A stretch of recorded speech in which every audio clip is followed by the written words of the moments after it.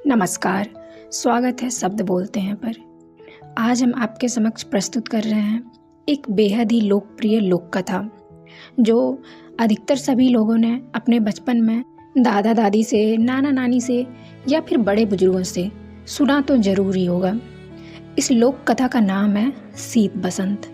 तो चलिए सुनते हैं शीत बसंत की कहानी। एक राजा की दो रानियां थी, एक थी बड़ी और एक थी छोटी। घर में बड़ी रानी की मर्जी चलती थी और छोटी रानी से काम करवाया जाता था, या फिर यूँ कहें कि छोटी रानी को राजा बिल्कुल भी नहीं पसंद करता था। इसलिए छोटी रानी के दिन बहुत ही कष्ट से बीत रहे थे। छोटी रानी के दो पुत्र थे, शीत और बसंत। राजा अपने दोनों बेटों का भी ख्याल नहीं रखता था। दोनों को ना तो अच्छा भोजन मिलता था, ना ही अच्छे कपड़े। बड़ी माँ की जली कटी बातें भी उन्हें सुननी पड़ती थी। छोटी रानी सब देखती थी एवं सहती थी, पर बड़ी रानी को इससे भी संतोष नहीं होता था। वह हमेशा छोटी रानी को नीचा दिखाने की सोचते रहती थी। एक दिन दोनों रानियां नदी में नहाने गई। बड़ी रानी ने छोटी रानी को बहुत प्यार से कहा, आओ तुम्हारे माथे में मैं साबुन लगा दूं। फिर छोटी रानी को साबुन लगाते लगाते उसने चुपके से एक दवा की टिकिया उसके माथे पर लगा दी। उसी समय बेचारी छोटी रानी देखते ही देखते एक तोता बन गई और उड़ गई। घर आकर बड़ी रानी ने कहा, छोटी रानी तो नदी में डूब गई। राजा ने भी आसानी से विश्वास कर लिया। फिर उस दिन से मानो राजभवन की लक्ष्मी ही चली गई। राजभवन में अंधकार फैल गया। छोटी रानी के दोनों पुत्र शीत और बसंत के दुख की भी कोई सीमा ना रही। उधर तोता बनी छोटी रानी उड़ती उड़ती एक राजा के राजभवन में जा बैठी। राजा ने कहा, अरे सोने का तोता। राजा की एक बसंत लता नामक सुंदर बेटी थी। वह बोली, पिताजी मैं उस सोने के तोते को लूंगी। राजा के आदेश से उस तोते को पकड़ लिया गया और एक पिंजरे में बंद कर दिया गया। दिन इसी तरह से बीतने लगे। उधर बड़ी रानी के 3 पुत्र हुए, लेकिन सभी पुत्र बहुत ही दुबले पतले, बिल्कुल हड्डियों का ढांचा मात्र। ऐसा लगता था मानो फूंक देने से वे उड़ जाएंगे। बड़ी रानी का तो रो रो कर बुरा हाल हो गया। वह बड़े जतन के साथ अपने पुत्रों का पालन करती, खूब पुआ पकवान खिलाती, मांस मछली खिलाती, लेकिन फिर भी वे मोटे नहीं हो पा रहे थे, बिल्कुल दुबले ही पतले थे। दूसरी ओर बड़ी रानी शीत बसंत को ठीक से खाना भी नहीं देती थी, फिर भी वे मोटे ताजे थे। यह देखकर बड़ी रानी और भी कुड़ जाती थी। एक दिन जब शीत और बसंत पाठशाला से पढ़कर लौटे तो देखा कि उनकी बड़ी माँ रणचंडी बनी हुई है। उसने उन्हें देखते ही गालियों की बौछार कर दी। गला फाड़ फाड़ कर रोने लगी, उन्हें मारने लगी, सामानों को यहाँ से वहाँ फेंकने लगी। जब राजा को इस बात की सूचना मिली तो वे दौड़े दौड़े आए और उससे पूछा, तुम्हें हो क्या गया है? रानी गुस्से से थरथर कांपती हुई बोली, मेरी सौत के ये दोनों पुत्र जब देखो मुझे उल्टा सीधा कहते हैं, गालियां देते हैं। जब तक इनके खून से मैं स्नान न कर लूं, मेरा कलेजा ठंडा नहीं होगा। फिर राजा ने कहा, अगर ऐसी बात है तो ठीक है, तुम जैसा कहोगी वैसा ही होगा। फिर उन्होंने जल्लाद को बुलवाया और आदेश दिया, इन दोनों भाइयों को मारकर इनका खून लाकर बड़ी रानी को दे दो। शीत बसंत का तो रो रो कर बुरा हाल हो गया, पर जल्लाद को तो राजा के आदेश का पालन करना था, सो उनके हाथ पैरों को रस्सियों से बांधकर ले जाने लगा। शीत बसंत के दर्द को सुनने वाला वहाँ कोई नहीं था। जल्लाद शीत बसंत को एक जंगल में ले गया। वहाँ उसके वस्त्र उसने उतरवा लिए और पेड़ की छाल उन्हें पहना दिया और उनके हाथ पैर खोल दिए और रोते हुए कहा कि राजपुत्र, राजा की आज्ञा है, मैं क्या कर सकता हूँ, मुझे मानना ही है। पर तुम लोगों को मैंने अपनी गोद में खिलाया है, तुम्हारा खून मैं कैसे कर सकता हूँ? मेरे कपाल में जो लिखा होगा वो होगा। तुम लोग ये चादर लो और ओढ़ लो और इस जंगल से निकल जाओ, ताकि कोई तुम्हें राजपुत्र के रूप में पहचान नहीं पाए। यह कहकर जल्लाद ने उन्हें जंगल से बाहर निकलने का मार्ग बता दिया और खुद राजभवन की तरफ लौटने लगा। रास्ते में उसने एक कुत्ते और एक सियार को मारा और उसका खून बड़ी रानी को लाकर दे दिया। खून पाकर बड़ी रानी बहुत खुश हुई। उसने उस खून से स्नान किया और खिलखिलाती हुई अपने पुत्रों को अत्यंत स्वादिष्ट भोजन कराया और खुद भी खाया। और इधर शीत बसंत दोनों जंगल के रास्ते से आगे बढ़े। वे चलते रहे, पर जंगल का कोई अंत दिख ही नहीं रहा था। थक कर वे एक पेड़ के नीचे बैठ गए। बसंत ने कहा, भाई बहुत प्यास लगी है, पानी मिलेगा? शीत बोला, हम लोग इतनी दूर तक चलकर आए हैं, पर पानी तो कहीं नहीं दिखा। फिर बसंत बोला, परंतु प्यास के कारण मेरी तो बहुत बुरी हालत हो गई है। फिर शीत ने कहा, ठीक है, तुम यहीं प्रतीक्षा करो, मैं देखता हूँ कि आसपास कहीं पानी है या नहीं। शीत पानी की तलाश में चला। एक जगह उसे एक तालाब दिखाई दिया। समस्या यह थी कि पानी लेकर जाएं कैसे। उसे अपनी चादर का ख्याल आया। अगर चादर को पानी में अच्छी तरह भिगोकर ले जाया जाए तो बसंत की प्यास मिट सकती है। यह सोचकर वह तालाब में उतरा। लेकिन नियति ने तो कुछ और ही खेल रच रखा था। जिस राज्य की सीमा के अंतर्गत वह तालाब था, उस राज्य के राजा का अचानक देहांत हो गया था। राजा की कोई संतान नहीं थी, इसलिए समस्या यह उत्पन्न हुई कि राज सिंहासन पर कौन बैठेगा। सिंहासन को तो खाली नहीं रखा जा सकता है। इस पर काफी विचार विमर्श हुआ। अंत में मंत्रियों एवं प्रजा ने मिलकर तय किया कि जिस व्यक्ति के माथे पर राज तिलक होगा उसे ही सिंहासन पर बैठाया जाएगा। योजना अनुसार एक सफेद हाथी की पीठ पर सिंहासन बांधकर हाथी को छोड़ दिया गया। वह हाथी माथे पर राज तिलक वाले व्यक्ति की खोज में निकल पड़ा। इस क्रम में वह उस तालाब के पास पहुंचा जहां शीत अपनी चादर को पानी में भिगो रहा था। शीत के माथे पर राज तिलक देखते ही सफेद हाथी ने उसे अपनी सूंड से पकड़ा और सिंहासन पर बैठा दिया। शीत बसंत बसंत कहकर पुकारने लगा, पर सब बेकार। सफेद हाथी शीत को लेकर तेजी से नगर की ओर चल पड़ा। इधर बसंत पेड़ के नीचे बैठा भाई के आने का इंतजार कर रहा था। बहुत देर तक जब उसका भाई नहीं आया तो डर के मारे वह रोने लगा। रोते रोते सारा दिन बीत गया। रात हुई तो रो रो कर वह वहीं सो गया। दूसरे दिन सुबह एक सन्यासी उधर से गुजरा। बसंत को उस हाल में देखकर उसे बड़ी दया आई। उसने उसे गोद में उठा लिया और जंगल में बनी अपनी कुटिया में ले गया। उधर सफेद हाथी शीत को लेकर उस राज्य की प्रजा के समक्ष उपस्थित हुआ। सभी ने नए राजा का स्वागत किया। शीत को राज सिंहासन पर बिठाया गया और उसे राज तिलक लगाया गया। शीत को कुछ समझ में नहीं आ रहा था कि क्या हो रहा है। उसे रह रहकर अपने भाई बसंत की बहुत याद आ रही थी। फिर धीरे धीरे समय बीतने लगा। शीत ने परिस्थिति से समझौता कर लिया। वह कुशलतापूर्वक राजकाज संभालने लगा। अब उसे किसी भी चीज का अभाव नहीं था। उधर बसंत जंगल में सन्यासी की कुटिया में अपने दिन बिता रहा था। वह रोज हवन के लिए जंगल से लकड़ियां चुनकर लाता, पूजा के लिए फूल तोड़कर लाता और जंगल के कंद मूल खाकर अपना पेट भरता था। कभी कभी वह सन्यासी के पास बैठकर शास्त्रों एवं वेदों का ज्ञान भी प्राप्त करता था। और इधर शीत और बसंत के पिता पर दैवीय आपदा आई। उनका सारा राज्य नष्ट हो गया।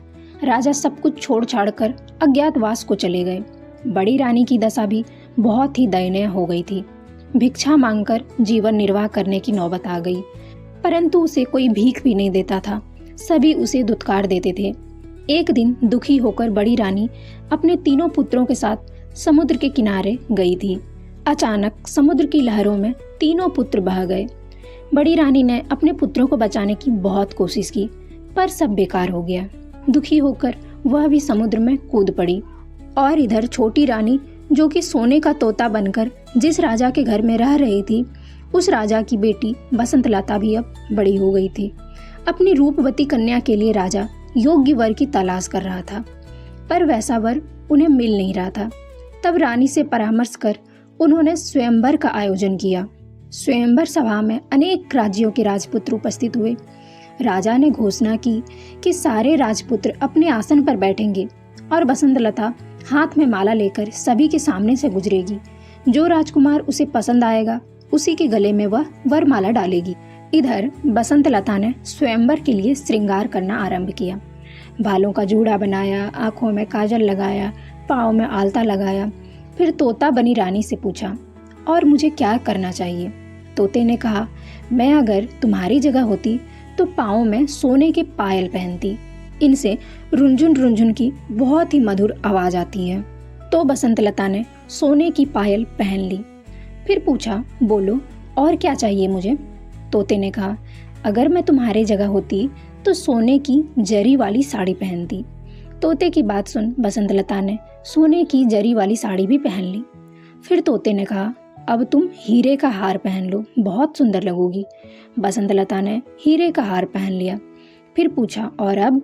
तोते ने कहा, नाक में मोती और कानों में हीरे के जड़े हुए कर्णफूल और मांग में हीरे का टीका पहनने से ही नारी का श्रृंगार पूरा होता है। बसंतलता ने जब सारी चीजें पहन ली तब तोते ने कहा, सब तो हो गया, पर गजमुक्ता ना होने से श्रृंगार तो पूरा होगा ही नहीं। तुम्हारे पास तो गजमुक्ता है ही नहीं। अगर स्वयंवर में आए हुए राजकुमारों में से कोई गजमुक्ता ला दे तो समझना वही तुम्हारे योग्य वर है। यह सुनकर बसंतलता ने सारे 7 श्रृंगार उतार दिए और घोषणा करवा दी कि जो राजकुमार उसके लिए गजमुक्ता लाएगा उसी से वह विवाह करेगी। घोषणा सुनते ही सारे राजकुमार गजमुक्ता की खोज में निकल पड़े। राजकुमारों ने सुना था कि सभी हाथियों में गजमुक्ता नहीं होती है। समुद्र के किनारे पाए जाने वाले किसी किसी हाथी में ही गजमुक्ता होती है। इसलिए सारे राजकुमार समुद्र की ओर चल पड़े। समुद्र के किनारे पहुंचने से पहले ही हाथियों के एक झुंड ने उन पर धावा बोल दिया, जिस कारण अनेक राजपुत्रों के हाथ पैर टूट गए, अनेक घायल हो गए और इस तरह सब हताश निराश होकर वापस लौट गए। कुछ दिनों बाद यह समाचार सीत राजा के कानों तक पहुंचा। उसे राजपुत्रों की दुर्दशा पर दया आई और बसंतलता के आचरण पर अत्यंत क्रोध आया। उसने निश्चय किया कि वह बसंतलता के अहंकार को चूर चूर कर देगा। उसने बसंतलता के पिता के राज्य पर आक्रमण कर दिया। बसंतलता के पिता की पराजय हुई। सीत राजा ने बसंतलता को बंदी बना लिया। उधर बसंत सन्यासी की कुटिया में दिन बिता रहा था। उसकी कुटिया के पास एक विशाल बरगद का पेड़ था। उसमें एक गुल और एक बुलबुल रहती थी। एक दिन दुखी होकर बसंत उसी पेड़ के नीचे बैठा था। तब उसने गुल और बुलबुल को बातचीत करते हुए सुना। गुल ने स्वयंवर की सारी घटनाएं बुलबुल को सुनाई। फिर बोला, कौन जानता है कि इसका क्या परिणाम होगा। बुलबुल ने कहा, क्षीर सागर के किनारे एक दूध पहाड़ है। दूध पहाड़ से क्षीर सागर में दूध गिरता है। उस क्षीर सागर में एक स्वर्ण कमल खिला हुआ है। उस स्वर्ण कमल में एक हाथी रहता है। उसी के सिर में गजमुक्ता है। गुल ने पूछा, लेकिन वहां पहुंचेगा कौन? बुलबुल ने कहा, कोई साहसी राजपुत्र ही वहां पहुंच पाएगा। सारी बातें सुनने के बाद बसंत ने उनसे पूछा, मैं गजमुक्ता लेने जाऊंगा, इस कार्य में क्या तुम दोनों मेरी कुछ सहायता करोगे? तो गुल और बुलबुल ने कहा, जरूर, परंतु तुम पहले सन्यासी के पास जाकर उसका त्रिशूल लेकर आओ। फिर सेमल के पेड़ के पास जाकर राजपुत्र के वस्त्र मांगो। सारी चीजों की प्राप्ति तुम्हें हो जाएगी। बसंत ने सन्यासी से त्रिशूल लिया, सेमल के पेड़ से राजवस्त्र प्राप्त किए और उन्हें पहनकर समुद्र की ओर चल पड़ा। क्षीर सागर पहुंचकर उसने देखा कि स्वर्ण कमल के बीच दूध की तरह सफेद एक हाथी के सिर पर गजमुक्ता है। गजमुक्ता की रोशनी से चारों ओर उजाला फैला हुआ है। बसंत उस सफेद हाथी की पीठ पर कूदा। जैसे ही उसने सफेद हाथी के सिर पर त्रिशूल को रखा, वैसे ही सागर, स्वर्ण कमल और सफेद हाथी सब गायब हो गए।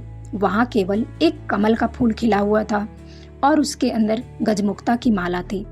मनुष्य की आवाज में कमल के फूल ने पूछा, निश्चय ही तुम राजपुत्र हो? कौन सा राज्य है तुम्हारा? बसंत ने कहा, मैं राजपुत्र नहीं हूँ, एक सन्यासी के साथ जंगल में रहता हूँ।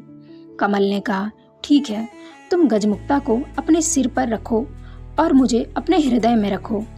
बसंतलता के साथ तुम्हारा ही विवाह होगा और तुम्हारा जीवन सुख से बीतेगा। बसंत क्षीर सागर के बालू पर चलता हुआ वापस लौटने लगा।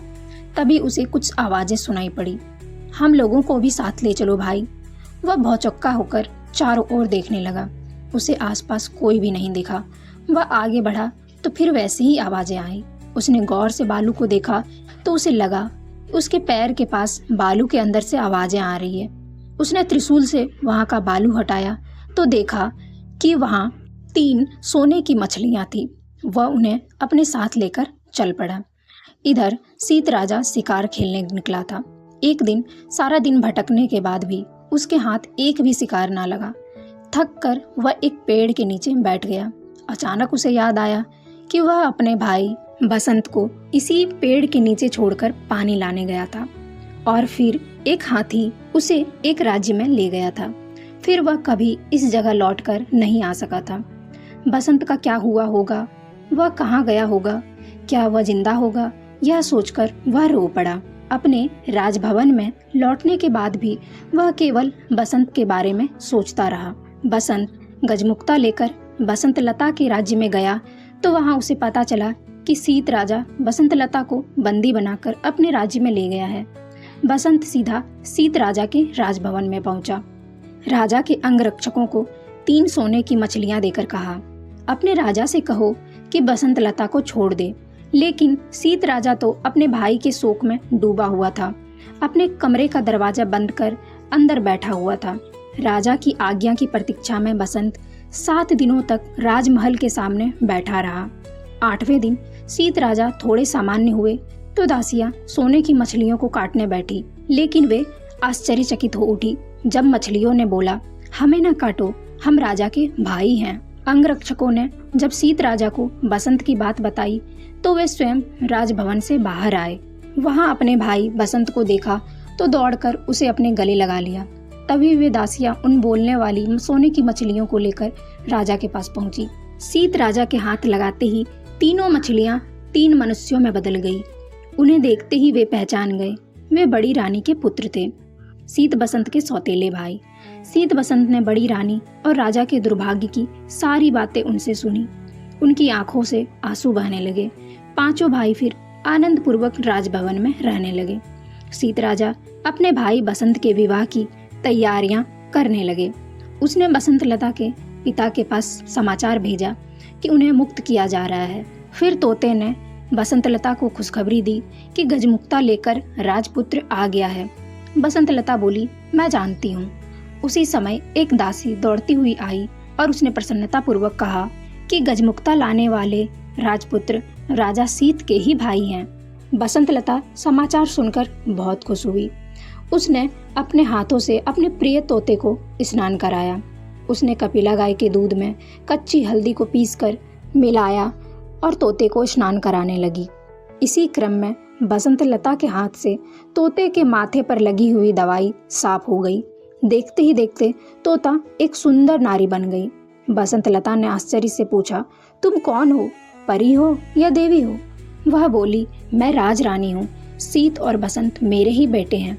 उसके बाद उसने अपने साथ घटी सारी घटनाओं को बता दिया। अगले दिन बसंतलता के साथ बसंत का विवाह धूमधाम से संपन्न हुआ। विदाई के समय बसंतलता ने अपने पिता से कहा, मैं पालकी में अकेले ही जाऊंगी। पिता ने पूछा, यह क्या बात हुई? बसंतलता बोली, मैंने प्रण लिया है कि सुबह प्रार्थना के समय अकेली रहूंगी। पिता बोले, ठीक है, जैसा तुम चाहती हो वही होगा। सभी से विदा लेकर बसंतलता सुंदर पालकी में बैठ गई। उसने चुपके से छोटी रानी को अपनी पालकी में बैठा लिया। बसंत भी अपनी पालकी में बैठ गया। सीत राजा के महल के पास जब पालकी रुकी तब बसंतलता के साथ छोटी रानी भी उतरी और छोटी रानी ने कहा, कहाँ है मेरे सीत बसंत, मेरे पास आ जाओ। माँ की पुकार सुनकर सीत बसंत दौड़ कर आए और उससे लिपट गए। बड़ी रानी के 3 पुत्र भी दौड़कर वहां पहुंच गए। छोटी रानी ने सहर्ष उन 3 पुत्रों को भी स्वीकार किया और गले से लगाया और फिर 5 भाई मिलकर अपनी माँ के साथ आनंद पूर्वक रहने लगे। जब यह सुखद समाचार उनके पिता को मिला, जो कि अज्ञातवास को चले गए थे, वो भी वापस लौट आए और इस प्रकार से छोटी रानी के दुखों का अंत हुआ और सभी के दिन सुखपूर्वक बीतने लगे।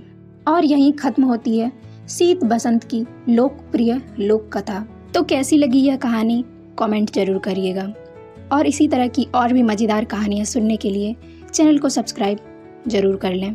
धन्यवाद।